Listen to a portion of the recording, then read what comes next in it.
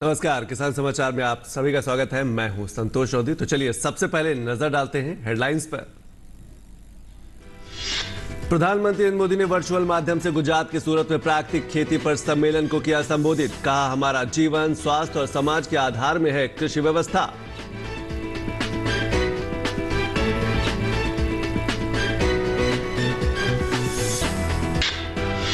प्रधानमंत्री नरेंद्र मोदी ने कहा, सरकार प्राकृतिक खेती को दे रही है बढ़ावा। प्राकृतिक खेती की उपजों की बाजार में अलग से मांग होती है और उसकी कीमत भी मिलती है ज्यादा।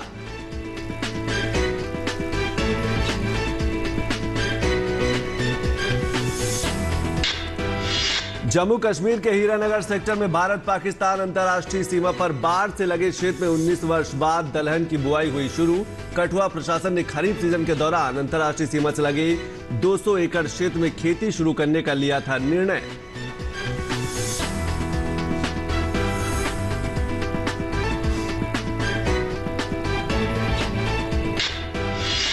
एपीडा ने छात्रों के लिए कृषि प्रदर्शनी और कृषि प्रशिक्षण का किया आयोजन। यह पहल राष्ट्रीय शिक्षा नीति का हिस्सा। एपीडा अध्यक्ष डॉक्टर अंगमुथ ने कहा, छात्रों को चावल उत्पादन से लेकर निर्यात तक उनकी समझ को बढ़ाना है उद्देश्य।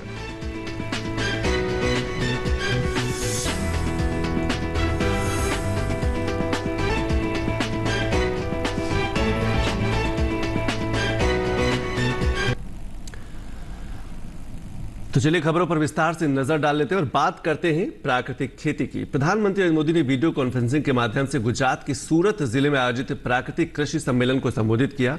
इस अवसर पर गुजरात के राज्यपाल और मुख्यमंत्री के साथ साथ ऐसे किसान और हितधारक भी शामिल हुए जिन्होंने सूरत में प्राकृतिक खेती को अपनाया और सफलता हासिल की।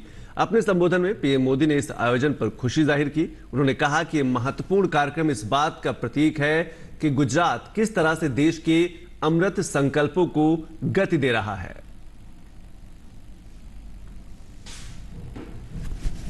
कुछ महीने पहले ही गुजरात में नेचुरल फार्मिंग के विषय पर नेशनल कॉन्क्लेव का आयोजन हुआ था। इस आयोजन में पूरे देश के किसान जुड़े थे। प्राकृतिक खेती को लेकर देश में कितना बड़ा अभियान चल रहा है, इसकी झलक उसमें दिखी थी। आज एक बार फिर सूरत में ये महत्वपूर्ण कार्यक्रम इस बात का प्रतीक है कि गुजरात किस तरह से देश के अमृत संकल्पों को गति दे रहा है। और प्रधानमंत्री मोदी ने कहा कि देश ने ऐसे अनेक लक्ष्यों पर काम करना शुरू किया है जो आने वाले समय में बड़े बदलावों का आधार बनेंगे। उन्होंने कहा कि अमृत काल में देश की गति प्रगति का आधार सबका प्रयास की भावना है। आजादी के 75 साल के निमित्त देश ने ऐसे अनेक लक्ष्यों पर काम करना शुरू किया है जो आने वाले समय में बड़े बदलावों का आधार बनेंगे। अमृत काल में देश की गति प्रगति का आधार सबका प्रयास की वो भावना है जो हमारी इस विकास यात्रा का नेतृत्व कर रही है। विशेष रूप से गांव, गरीब और किसान के लिए जो भी काम हो रहे हैं उनका नेतृत्व भी देशवासियों और ग्राम पंचायतों को दिया गया है।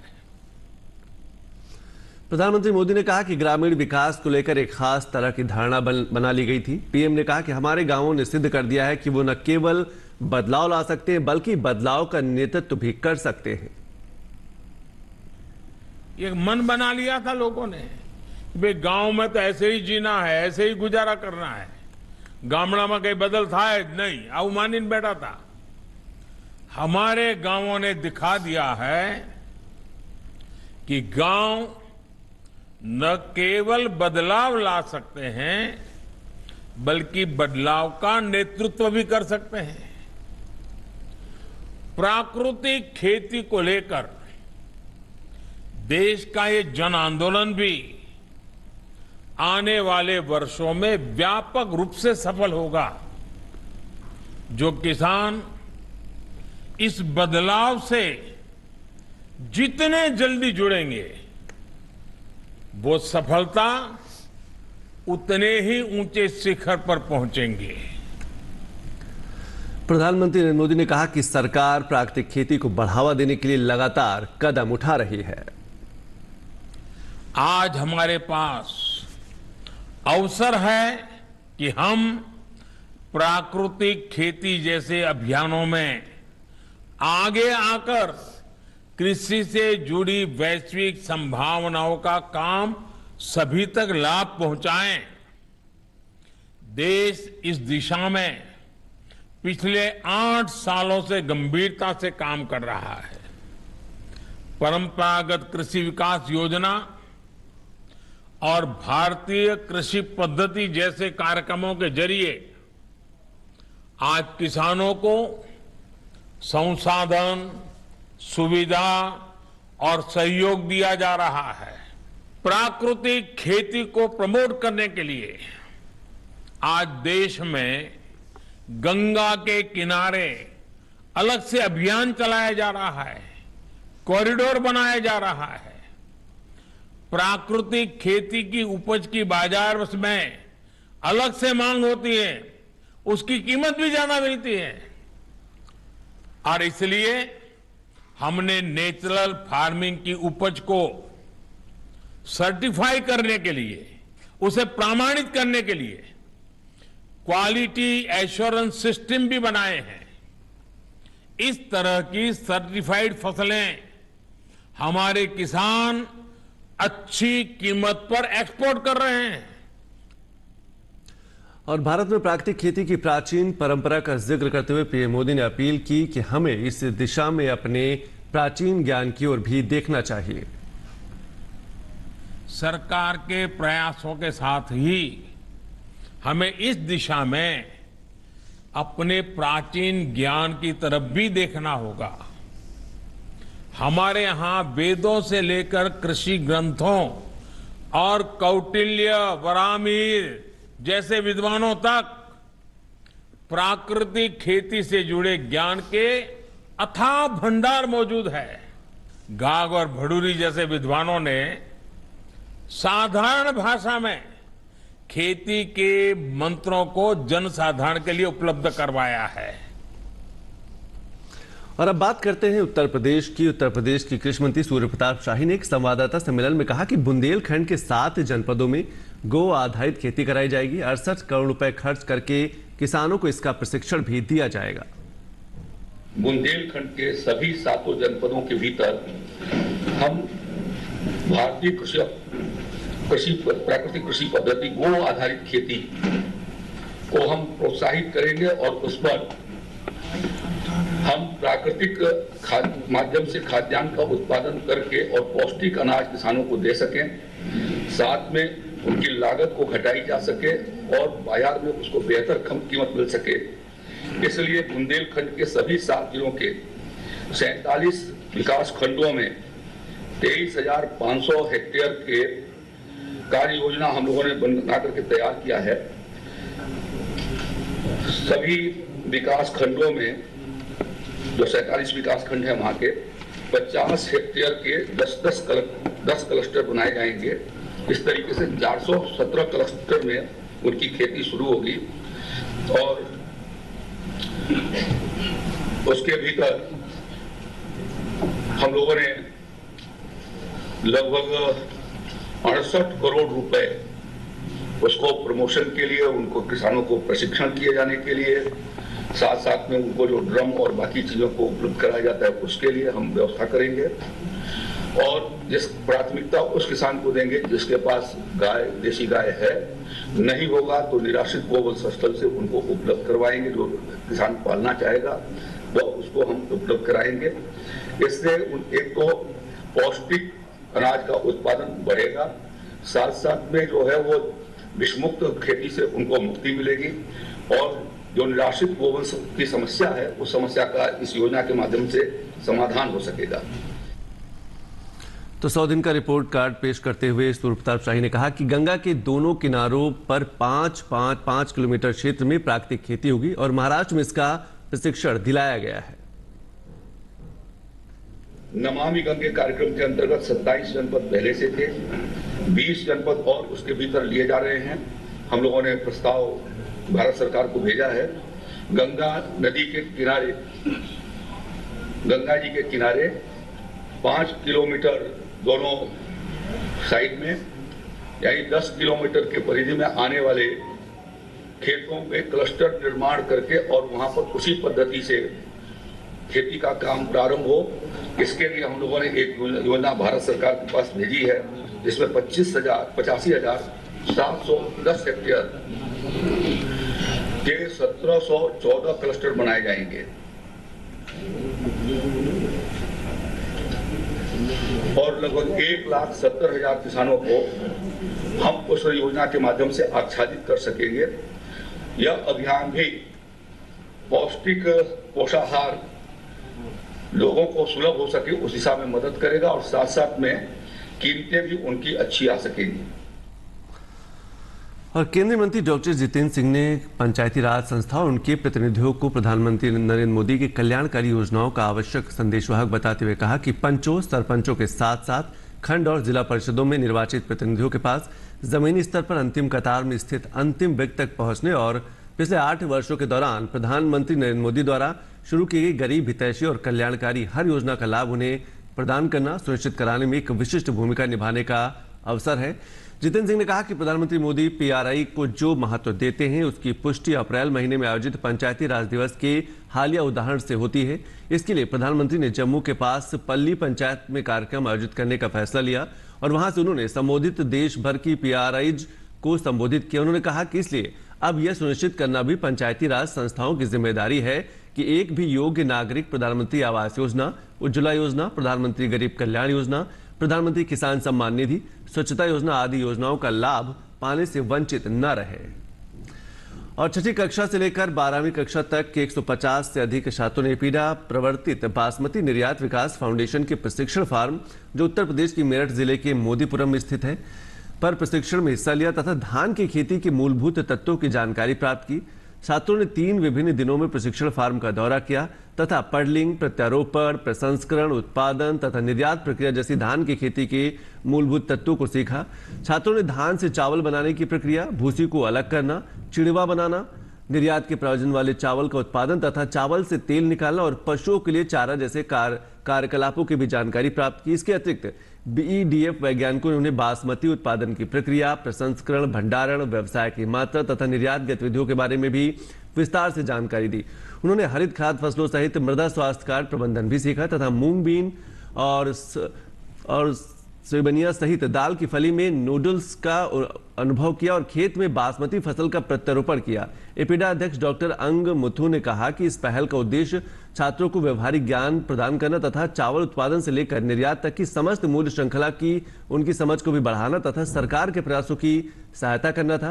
उन्होंने कहा कि देश के अन्य हिस्सों में भी कृषि उत्पादन प्रणालियों के बारे में व्यवहारिक ज्ञान प्रदान करने के लिए छात्रों के ऐसे ही प्रक्षेत्र दौरे किए जाएंगे। और जम्मू कश्मीर के हीरानगर सेक्टर में भारत पाकिस्तान अंतर्राष्ट्रीय सीमा पर बाढ़ से लगे क्षेत्र में 19 वर्ष बाद शुक्रवार से दलहन की बुआई शुरू हुई। कठुआ जिला प्रशासन ने खरीफ सीजन के दौरान अंतर्राष्ट्रीय सीमा से लगी 200 एकड़ क्षेत्र में खेती शुरू करने का निर्णय लिया था। इस अवसर पर कठुआ के उपायुक्त ने आश्वासन दिया कि कृषि विभाग की ओर से किसानों को हर संभव सहयोग उपलब्ध कराया जाएगा। कृषि विभाग जम्मू के निदेशक के शर्मा ने किसानों को इस क्षेत्र में 19 वर्ष बाद खेती शुरू करने पर बधाई दी है।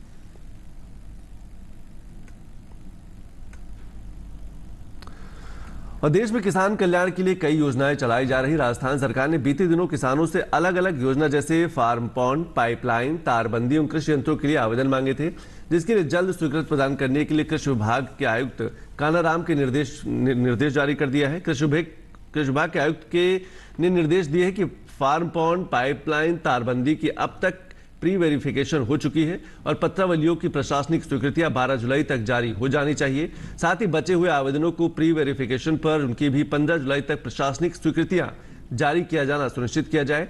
पोर्टल पर प्राप्त कृषि यंत्रों के आवेदनों को डॉक्यूमेंट स्क्रूटनी प्री वेरिफिकेशन का कार्य 10 जुलाई तक कर लेने के निर्देश दिए हैं।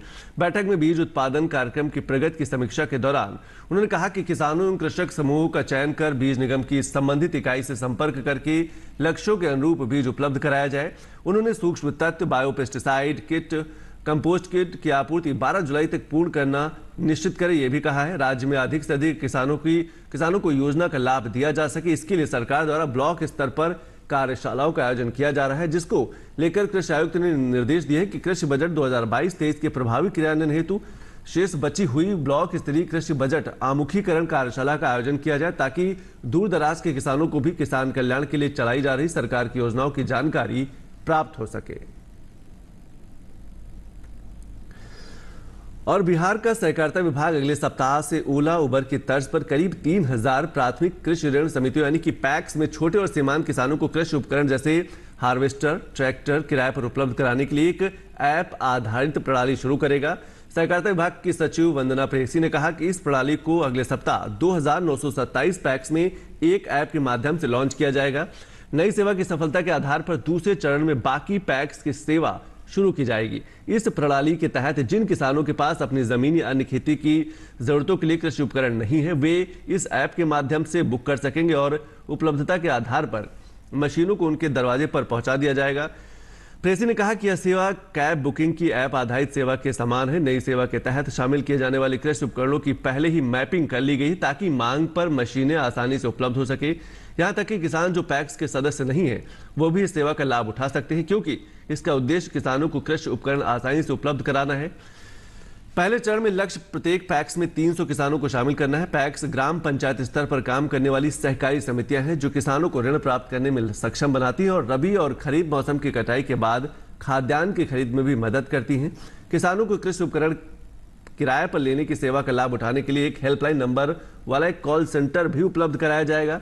यह प्रणाली एक विकल्प है क्योंकि स्मार्टफोन का कवरेज ग्रामीण क्षेत्रों में उतना नहीं है जितना कि शहरी क्षेत्रों में है। जिन किसानों के पास स्मार्टफोन नहीं है या उन्हें ऐप डाउनलोड करने में कोई कठिनाई हो रही है, वे इस सेवा का लाभ उठाने के लिए आसानी से हेल्पलाइन नंबर का उपयोग कर सकते हैं।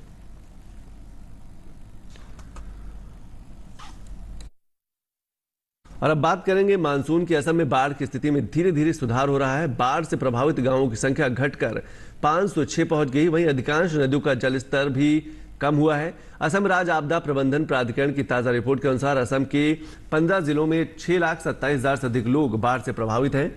वहीं 8,912 हेक्टेयर कृषि भूमि अभी भी पानी में डूबी हुई है। पिछले 24 घंटों में मौत का कोई ताजा मामला सामने नहीं आया है। इस वर्ष 6 अप्रैल से अभी तक बाढ़ और भूस्खलन के कारण मरने वालों की संख्या 190 पहुंच गई है। इसके अलावा बोंगाई गांव, माजुली, कामरूप, मोरीगांव, तिनसुकिया और उदलगुड़ी जिलों में बाढ़ से नुकसान पहुंचा है। बाढ़ से प्रभावित इलाकों में बचाव और राहत कार्य जारी है। लोगों को राहत सामग्री और स्वास्थ्य सुविधाएं मुहैया कराई जा रही हैं। 50,000 से अधिक लोगों ने 130 राहत शिविरों में शरण ली है। क्षेत्रीय मौसम विज्ञान केंद्र ने राज्य में अगले कुछ दिनों के लिए भारी बारिश की भविष्यवाणी की है। और अब बात करते हैं मंडी भाव की और देखते हैं कि देश के अलग अलग राज्यों में मंडी में अनाज का क्या क्या है भाव।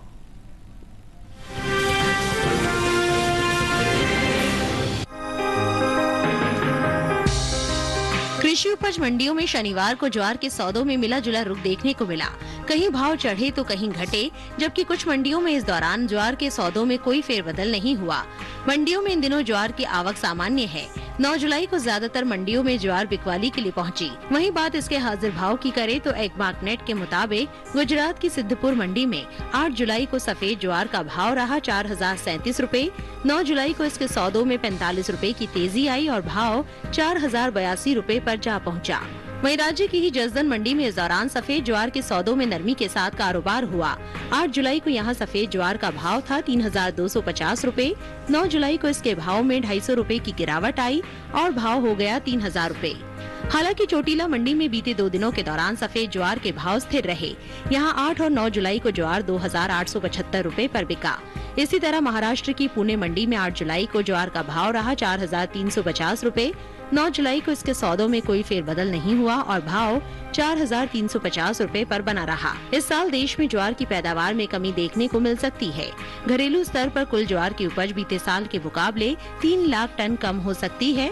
कृषि मंत्रालय की ओर से हाल ही में जारी तीसरे अग्रिम अनुमान के मुताबिक देश में कुल ज्वार की उपज 45,10,000 टन होने का अनुमान जताया गया है, जबकि बीते साल इस दौरान ज्वार की उपज 48,10,000 टन रही थी। वहीं मोटे अनाज की पैदावार पर नजर डालें तो कृषि मंत्रालय के अनुसार साल 2021-22 के दौरान देश में कुल मोटे अनाज की उपज 5 करोड़ 7 लाख टन होने का अनुमान लगाया है, जबकि बीते साल की समान अवधि के दौरान मोटे अनाज की उपज 5 करोड़ 13 लाख 20,000 टन रही थी।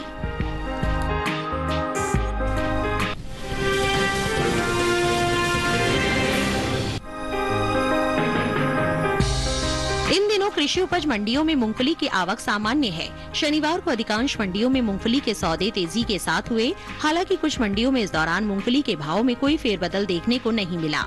वहीं बात इसके हाजिर भाव की करें तो एग्मार्कनेट के अनुसार गुजरात की हलवद मंडी में 8 जुलाई को मूंगफली का भाव रहा 6,000 रुपए। 9 जुलाई को इसके सौदों में कोई बदलाव देखने को नहीं मिला और भाव 6,000 रुपए पर बना रहा, जबकि राज्य की ही जसदन मंडी में इस दौरान मूंगफली के सौदे मजबूती के साथ हुए। 8 जुलाई को यहां मूंगफली का भाव रहा 6,325 रुपए। 9 जुलाई को इसके भाव में 50 रुपए की तेजी आई और भाव 6,375 रुपए पर जा पहुंचा। वहीं राजूला मंडी में 8 जुलाई को मूंगफली का भाव रहा 4,900 रुपए। 9 जुलाई को इसके सौदों में 700 रुपए का उछाल आया और भाव 5,600 रुपए पर जा पहुंचा। हालांकि पोरबंदर मंडी में इस दौरान मूंगफली के भाव में खासी बढ़त देखने को मिली। यहां 9 जुलाई को मूंगफली के सौदे 825 रुपए के उठाव के बाद 5,875 रुपए पर हुए। इस साल देश में मूंगफली की पैदावार में कमी देखने को मिल सकती है। घरेलू स्तर पर मूंगफली की उपज में 1,57,000 टन की कमी आ सकती है, जिसका असर कृषि उपज मंडियों में मूंगफली के भाव पर पड़ सकता है। कृषि मंत्रालय की ओर से हाल ही में जारी तीसरे अग्रिम अनुमान के मुताबिक साल 2021-22 के दौरान मूंगफली की पैदावार 1 करोड़ 87,000 टन होने का अनुमान जताया गया है, जबकि बीते साल के समान अवधि के दौरान उपज 1 करोड़ 2,44,000 टन की रही थी। वहीं कुल तिलहन की पैदावार पर नजर डालें तो इस साल कुल तिलहन की उपज रिकॉर्ड स्तर पर पहुंच सकती है। कृषि मंत्रालय के मुताबिक घरेलू स्तर पर कुल तिलहन की पैदावार बीते साल के मुकाबले 25 लाख टन से ज्यादा होने की उम्मीद है। साल 2021-22 के दौरान कुल तिलहन की पैदावार 3 करोड़ 84 लाख टन के पार जा सकती है, जबकि साल 2020-21 के दौरान कुल तिलहन की उपज 3 करोड़ 59,46,000 टन रही थी। बता दें कि हाल ही में एपिडा की ओर से जारी ताज़ा आंकड़ों के मुताबिक साल 2022 में अप्रैल महीने के दौरान देश से होने वाले मूंगफली के निर्यात में कमी आई है। अप्रैल महीने के दौरान मूंगफली का निर्यात 4,000 टन से ज्यादा घटा है। साल 2022 में अप्रैल महीने के दौरान मूंगफली का निर्यात 45,165 टन का हुआ है, जबकि बीते साल इस दौरान मूंगफली का निर्यात 49,984 टन रहा था।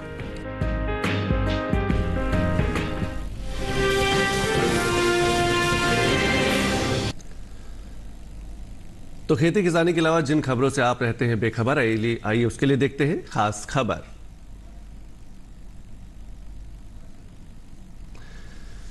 प्रधानमंत्री नरेंद्र मोदी ने स्वामी आत्मास्थानंद की जन्म शताब्दी के अवसर पर वीडियो कॉन्फ्रेंसिंग के जरिए एक कार्यक्रम को संबोधित किया। पीएम ने अपने संबोधन में कहा कि हमारे संतों ने हमें दिखाया कि जब हमारे विचारों में व्यापकता होती है तो अपने प्रयासों में हम कभी अकेले नहीं पड़ते।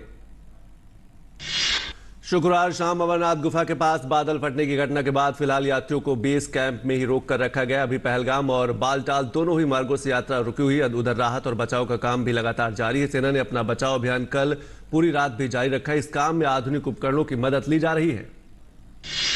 देश में अब तक 198.76 करोड़ से अधिक टीकों की खुराक दी जा चुकी है। पिछले 24 घंटों में 10,21,000 से अधिक टीके लगाए गए। टीकाकरण अभियान देश में लोगों की कोविड से सुरक्षा का एक महत्वपूर्ण माध्यम है और इसकी उच्च स्तर पर लगातार समीक्षा और निगरानी की जा रही है।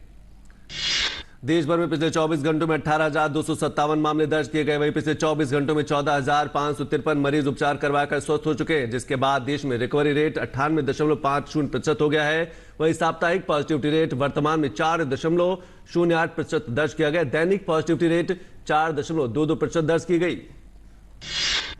आज आषाढ़ी एकादशी है। आषाढ़ मास के शुक्ल पक्ष की एकादशी को देवशयनी आषाढ़ी एकादशी कहते हैं। इस अवसर पर देश भर से बड़ी संख्या में श्रद्धालु भगवान विट्ठल रुक्मिणी की पूजा करने के लिए पंढरपुर में एकत्रित हुए हैं। देश भर में ईद उल अजहा का त्यौहार धूमधाम से मनाया जा रहा है। इस खास मौके पर ईदगाहों और प्रमुख मस्जिदों में ईद उल अजहा की विशेष नमाज पढ़ी जाती है। इस दौरान मुल्क और लोगों की सलामती की दुआ मांगते हैं। दिल्ली की जामा मस्जिद में बकरीद की नमाज अदा की गई। तो नई खबरों के साथ किसान समाचार में आज अभी बस इतना ही। नमस्कार।